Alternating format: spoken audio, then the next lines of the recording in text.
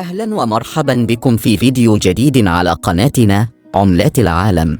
هذا هو الشكل السابع لعملة ال5 جنيه المصرية، وكان عليها الملك توت عنخ آمون، وهو أحد فراعنة الأسرة المصرية 18 في تاريخ مصر القديم، وكان فرعون مصر من 1334 قبل الميلاد إلى 1325 قبل الميلاد.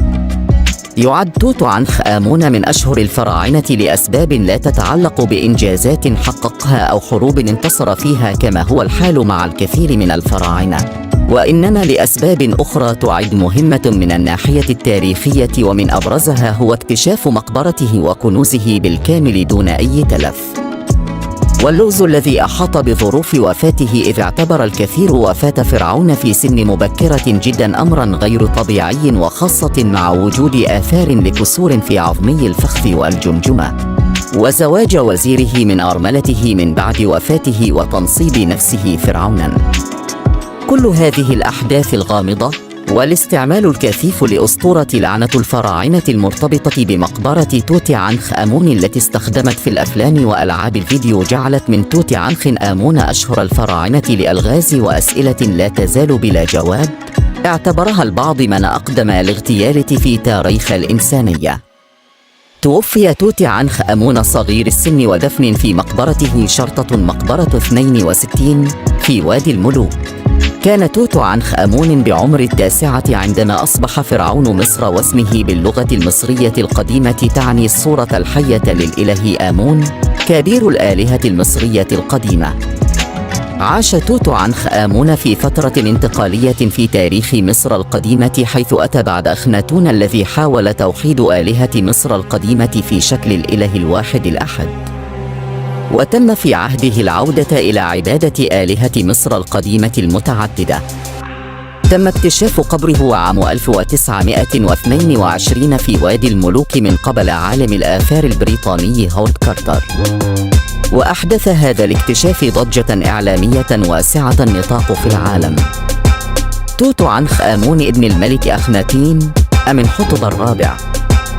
وقد أعلن المجلس الأعلى للآثار المصرية في شهر أبريل عام 2010 أنه بناء على اختبارات الحمض النووي المعروف اختصاراً بالإنجليزية DNA، تبين أن توت عنخ آمون هو ابن الملك أخناتين. توت عنخ آمون أصبح ملك مصر وهو طفل بعد وفاة أخيه سنخ كارع، وقد تزوج من عنخ أسن آمون. توفي توت عنخ آمون في ظروف غامضة ومجهولة، ليحكم بعده وزيره السابق والذي تزوج من عنخ أسن آمون أرملة توت عنخ آمون.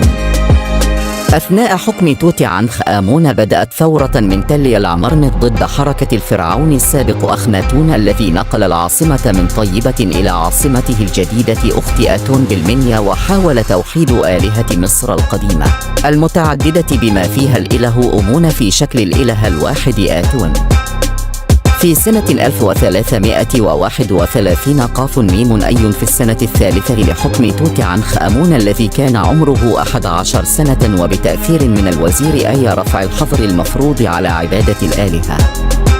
هناك اعتقاد سائد أن وفاة توت عنخ آمون لم تكن لأسباب مرضية، وإنما قد تكون جراء عملية اغتيال قام الوزير خورو رعاي بتدبيرها، وهناك العديد من الأدلة التي يوردها المؤمنون بهذه النظرية، منها على سبيل المثال زواج الوزير خرخر ورعي أيمن أرملة توت عنخ آمون، حيث عثر على ختم فرعوني حمل اسم أي عنخ سن آمون أرملة توت عنخ آمون، وأيضا يوجد رسالة بعثته عنخ أسن آمون أرملة توت عنخ آمون إلى ملك الحيثينة طلب منه إرسال أحد أبنائه لغرض للزواج به بعد موت زوجه.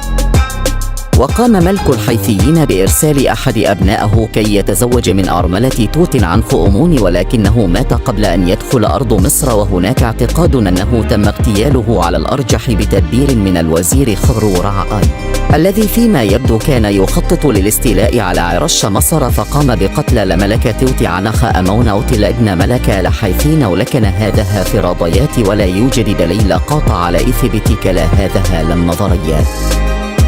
وفي الجزء العلوي للعملة مكتوب عليها: البنك المركزي المصري. و5 جنيهات مصرية للقاهرة في أول ديسمبر 1963. عن البنك المركزي المصري. وبتوقيع محافظ البنك عبد الحكيم الرفاعي. وفي الوجه الخلفي للعملة كان مكتوب عليها في الأعلى سنترال بانك اوف ايجيبت أي تعني البنك المركزي المصري، و5 ايجيبشن باوندز أي تعني 5 جنيهات مصرية. أهلا بكم متابعين قناة عملات العالم. نتمنى أن يكون الفيديو قد نال إعجابكم وأن تكون قد استفدتم منه، ونحن نتطلع دائما لاقتراحاتكم، لذا لا تترددوا في كتابة تعليقاتكم حول العملات التي تريدون التحدث عنها في الفيديوهات القادمة. شكرا لكم على مشاهدتكم هذا الفيديو.